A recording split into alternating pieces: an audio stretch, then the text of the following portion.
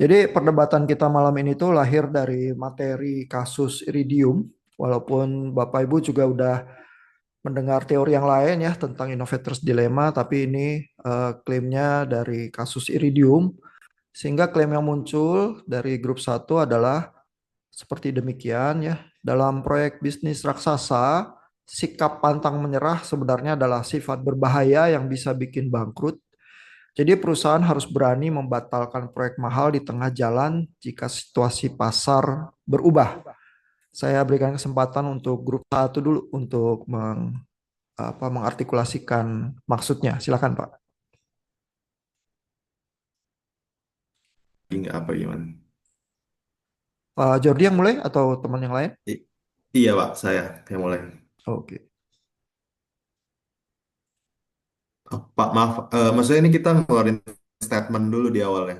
Iya, statement itu maksudnya apa? Tadi statementnya, klaimnya udah saya bacakan. Itu yang dimaksud apa? Bisa dijelaskan? Oh iya, jadi eh, teman-teman kami, saya dari kelompok satu dengan teman saya ada Really, kasus dalam Iridium ini menunjukkan bahwa dalam proyek bisnis skala besar, kadang-kadang sikap pantang menyerah itu tidak selalu menjadi keutamaan dan jadi bisa berujung pada kebangkrutan perusahaan. Jadi contohnya dalam Iridium ini teknologinya memang kalau teman-teman lihat itu kan sangat canggih. Tetapi tapi gagal juga secara bisnis karena tidak lagi sesuai dengan kebutuhan pasar yang seperti yang diketahui dan realitas ekonominya. Tapi di sini Motorola tetap juga ngelanjutin proyek walaupun harganya mahal, ada escalating komitmennya juga, penggunaannya juga terbatas yang diketahui cuman terbatas di kayak di dalam apa di gedung nggak bisa dan kawan-kawan gitu. Dan juga jaringan selulernya jaringan seluler daratnya berkembang lebih jauh lebih cepat dan lebih murah. Jadi mereka tuh kalah akan perkembangan yang eh, perusahaan kompetitornya. Jadi hal ini terjadi karena ada escalating komitmen dan cost yang terlalu banyak, di mana keputusannya diambil berdasarkan investasi masa lalu. Jadi bukan data pasar saat ini. Jadi melalui debat ini kami berpendapat bahwa perusahaan tuh memang harus membatalkan suatu proyek mahal di tengah jalan ketika situasi pasar berubah. Karena dalam bisnis keberanian itu dapat diambil untuk berhenti tepat waktu, walau seringkali seringkali lebih rasional daripada sekadar pantang menyerah gitu. Sekian dari saya. Terima Oke, kasih. makasih Pak Jordi. Jadi Iya, klaimnya Pak. dari kasusnya Iridium, memang ada analisis postmortem itu yang kita udah lihat dan kita udah bahas, tapi yang diambil sebagai sebab utama adalah escalating komitmen, komitmen yang berlebihan akibat investasi masa lalu, itu yang bikin pantang menyerah dan itu yang bikin bangkrut. Begitu klaim dari grup satu. Grup 4, apakah setuju dengan analisis grup satu itu?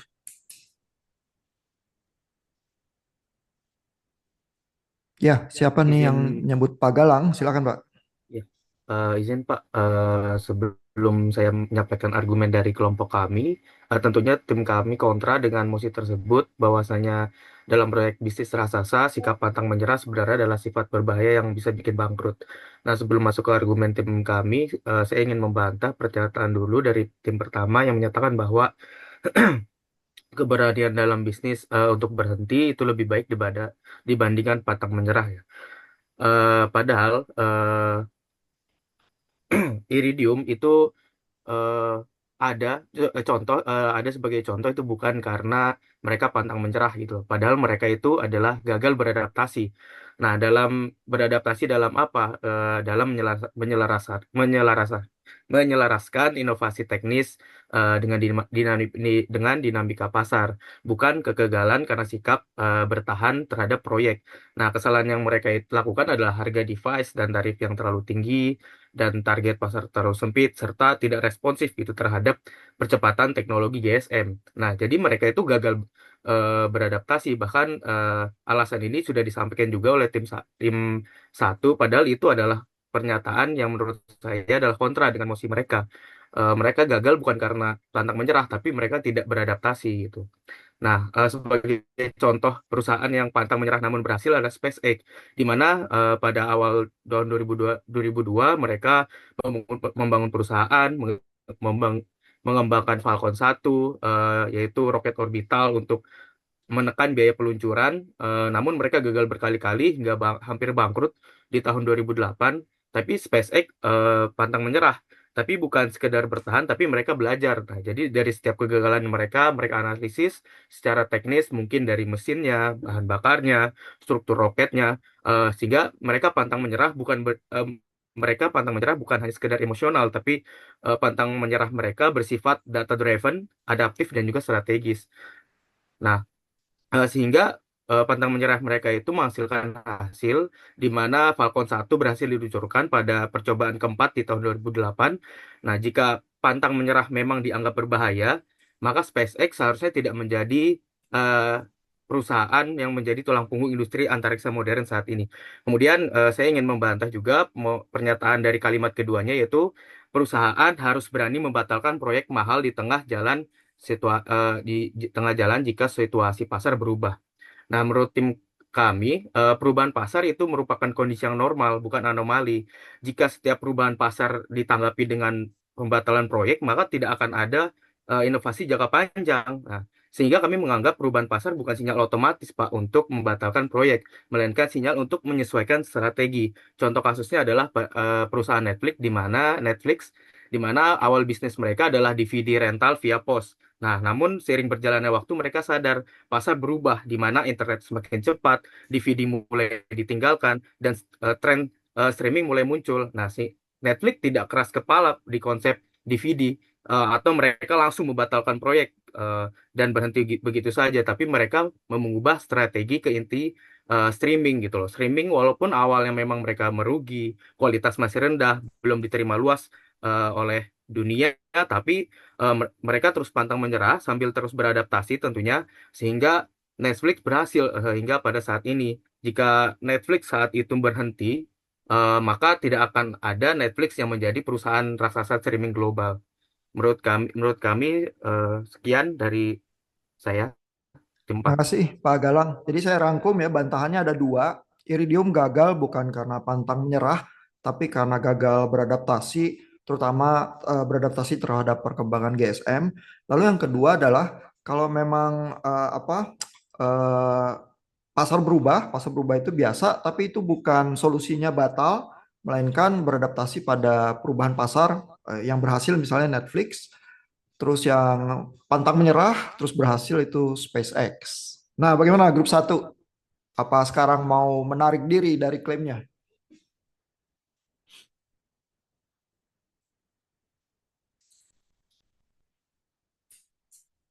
Siapa yang menyambut? Silakan. Pak Frans atau Pak Asril?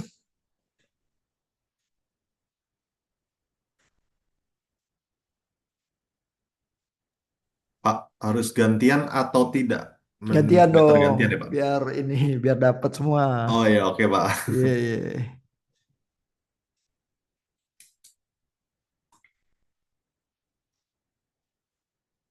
Silakan, silakan. Grup satu.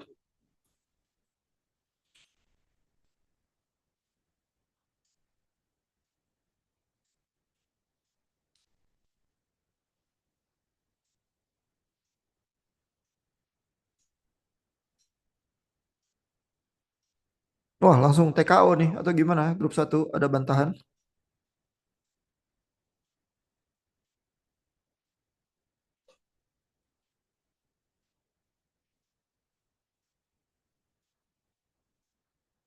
Silakan dicoba dibantah, Pak Frans atau Pak Asril. Saya boleh, Pak. Ya, silakan Pak Frans. Ya, kalau untuk kasus dari SpaceX dan Netflix itu, maaf, eh, ti- eh, tidak berhasil karena sekedar eh, pantang menyerah. Karena kan mereka tahu kapan harus mengubah arah dan apa yang harus ditinggalkan gitu kan, Pak. Terus kalau yang kasus SpaceX, dia gagal berkali-kali, tetapi setiap kegagalan itu diikuti dengan evaluasi untuk kedepannya harus gimana, terus mencari teknisi yang baru-baru lagi, terus mencari ilmu yang eh, lebih ke depan lagi, terus memperbaiki yang salah-salah. Nah, terus eh, untuk yang Netflix itu justru berhasil karena berani menarik diri dari model lama. Jadi menghentikan bisnis DVD, dia tahu kapan menghentikannya, terus kapan mengeluarkan inovasi barunya. Jadi bukan dari sikap pantang menyerah, tapi kapan tahu peluang yang ada, gitu Pak. Kalau Jadi ini menurut setuju saya, nih sama grup 4 atau gimana Pak Frans? saya nggak setuju sih Pak. Boleh Gimana ya diutarakan lagi nggak jelasin? setujunya di mana Pak? Jadi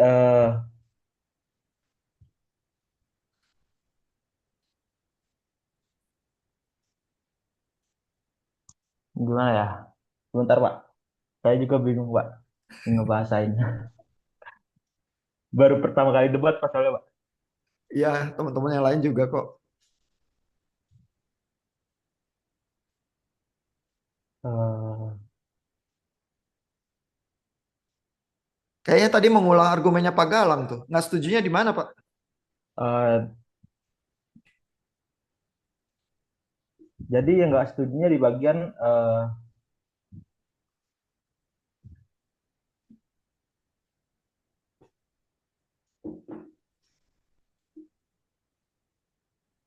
di bagian mana ya bahasanya ya.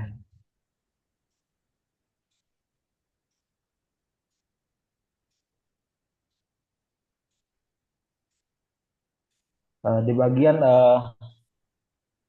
keberanian dari sebuah perusahaan yang dimana berani untuk berhenti apa ya bahasanya, panta, eh, menghentikan sikap pantang menyerah mereka. Jadi gimana ya?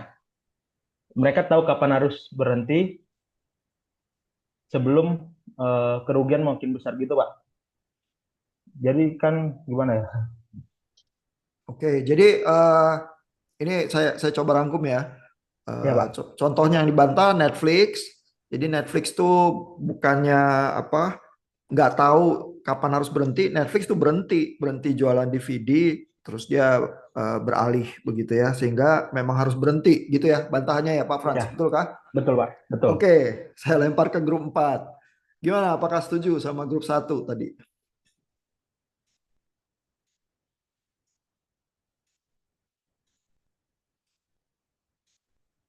Pak Ari atau Bu Erliana?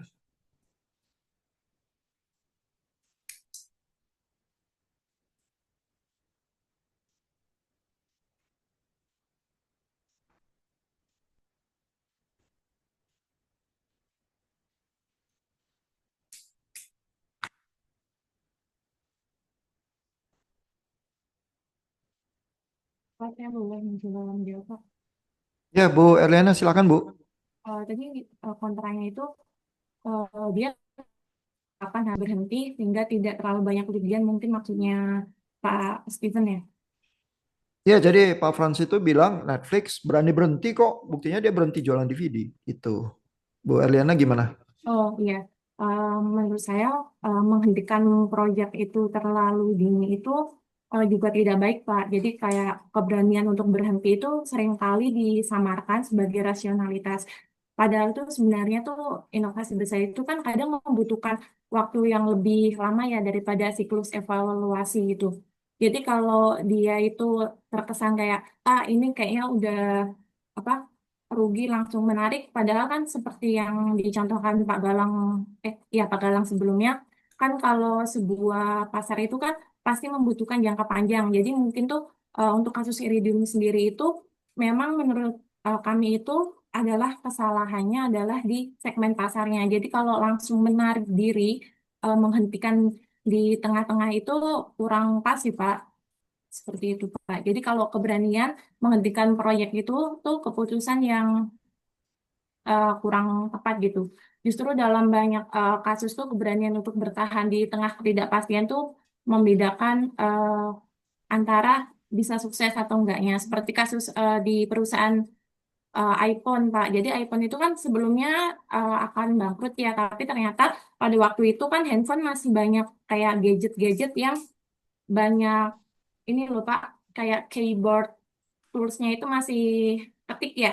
Tapi semenjak iPhone itu mengeluarkan bentuk touchscreen, bahkan di era sekarang ini malah semua gadget itu dia touchscreen. Padahal di waktu itu, di pasar waktu itu belum. Jadi sebenarnya eh, yang bisa jadi itu sebenarnya Iridium itu mungkin di masa depan itu akan lebih baik Pak. Jadi suatu pasar itu kan ditentukan juga dari produk saat ini Pak, gitu.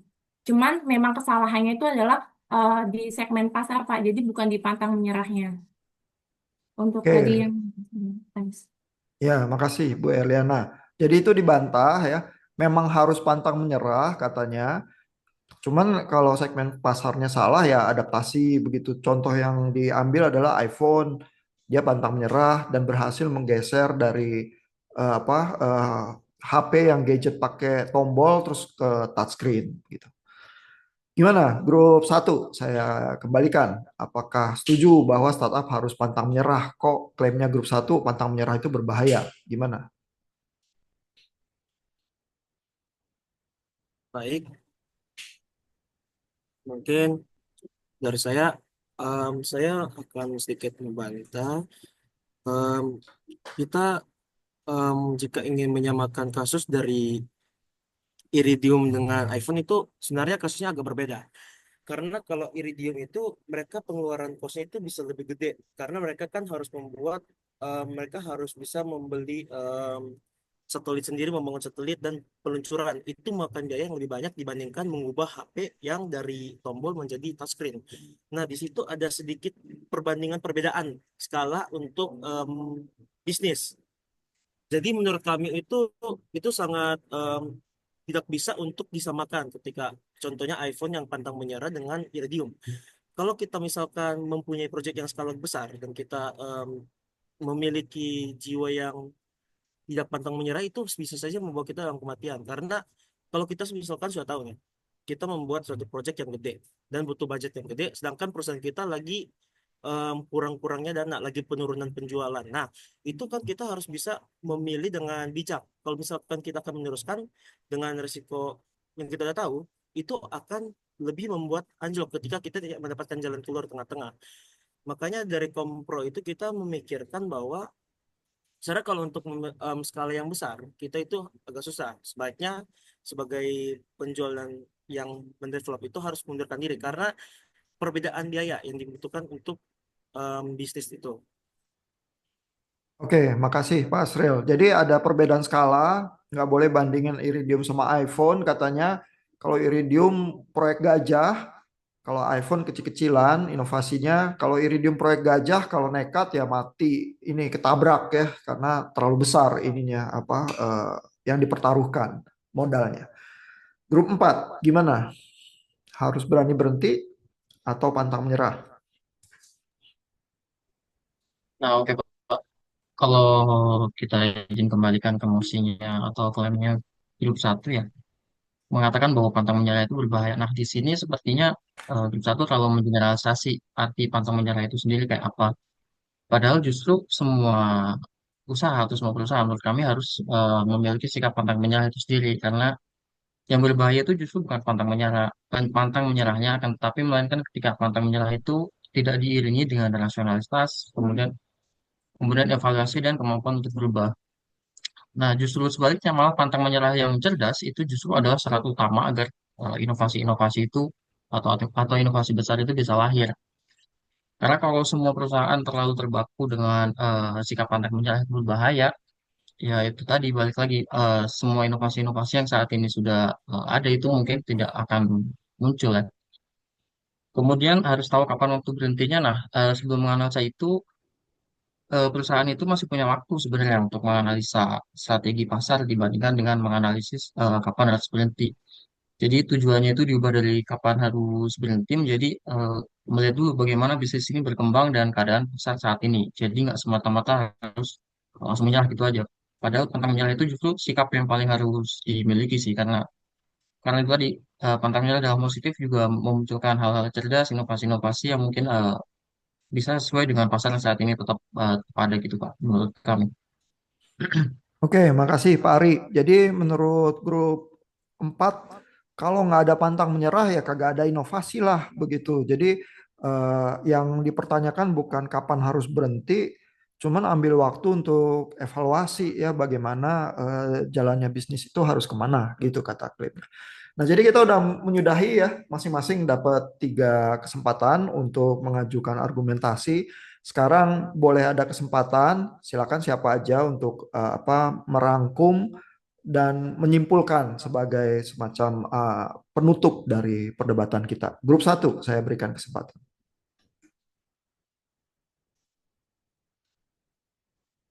Pak, maaf gimana Pak? Iya, rangkuman. 1 kalimat sama berbagai kesimpulan yang merangkum aja terus tutup. Oke Pak. Jadi kenapa sih kadang-kadang kita harus mikir waktu untuk menyerah? Jadi kalau menurut kelompok kami sih, karena dalam bisnis waktu itu bukan sekedar aja durasi, tapi variabel yang strategis. Jadi masalah iridium tuh mungkin bukan pada usahanya, tapi ketidakmampuan membaca momen yang tepat. Jadi selama 11 tahun pengembangannya, lingkungan bisnisnya tuh sangat berubah total. Jadi teknologi alternatifnya berkembang lebih cepat, kebutuhan pasar bergeser, struktur biaya berubah, gitu, dan lainnya gitu. Jadi dalam bisnis itu bertahan itu sebuah keputusan, jadi berhenti juga keputusan. Tapi keduanya harus berbasis data dan waktu, bukan ego. Gitu aja sih Pak paling. Oke, terima Ah, kasih. ah. Ya, Ya, thank you Pak Jordi. Grup 4 ya. silakan untuk kesimpulan penutup dan rangkuman singkat.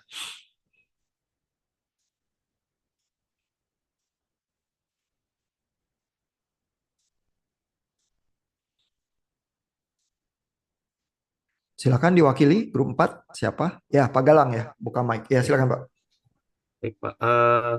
Kami dari tim 4 menyimpulkan bahwa kami kontra terhadap mosi tersebut, di mana menyatakan bahwa pantang menyerah itu berbahaya dalam sebuah bisnis besar atau proyek besar.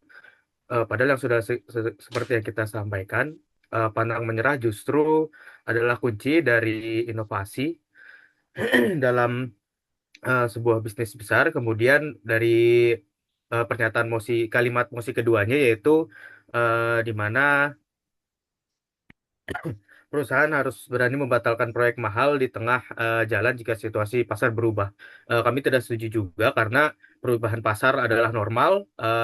Jika tidak ada jika setiap perubahan ditanggapi dengan pembatalan proyek, maka tidak ada inovasi jangka panjang. Yang harus dilakukan adalah penyesuaian strategi dalam bisnis, bukan pemberhentian atau pembatalan proyek atau bisnis tersebut. Cukup sekian, Pak. Terima kasih. Oke, terima kasih. Berarti kita udah mengakhiri perdebatan kita, diskusi analitis dan siapa pemenangnya kita akan lakukan offline. Buat yang mengikuti perdebatan di YouTube, nanti silakan memberikan opini siapa yang lebih meyakinkan malam ini.